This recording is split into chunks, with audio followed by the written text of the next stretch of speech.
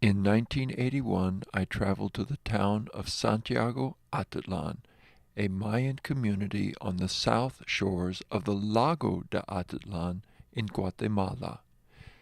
In this town, the weavers produced a strange fabric known as shin telar. I went to this town to study the production of this fabric. The weavers of Santiago exported one quality of shin telar to Catholic priests throughout the world to be worn as vestments during Catholic ceremonies. However, the weavers also produced a cheap variety of shin telar for tourists passing through the town.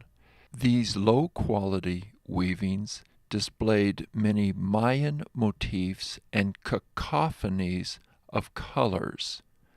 I studied every line and color in these cheap weavings.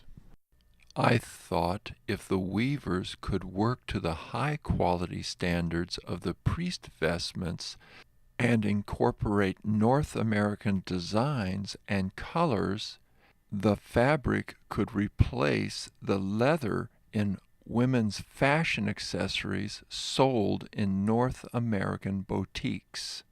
I studied these fabrics for years before I drew the first designs.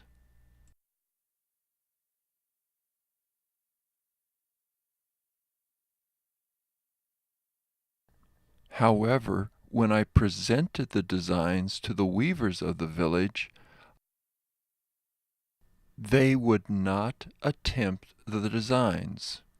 I resorted to a very straightforward strategy.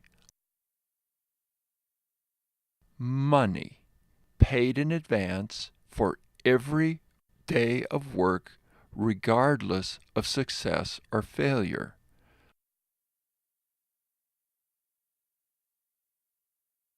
I paid until the weavers produced the belts to the designs and to the quality required. I trained several families of weavers to produce the belts and ship the belts north to the United States. I displayed the belts in a trade show. A catalog bought the belts for distribution in the United States, Europe, and Japan. Sales of the belts made the weavers the highest paid weavers in the village. In Santiago Atitlan, many children worked in the fields, if they were so fortunate that their families owned land. They carried heavy tools and fertilizer to the fields and worked throughout the day. They could not attend school. Other children, whose families did not possess land, wandered in the streets.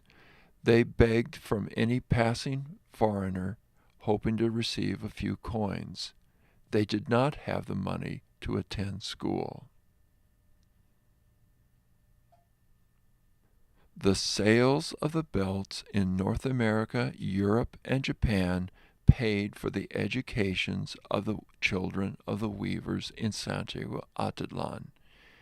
To see the complete story of this enterprise, go to thegiftofinfinitecolors.com. Giftofinfinitecolors.com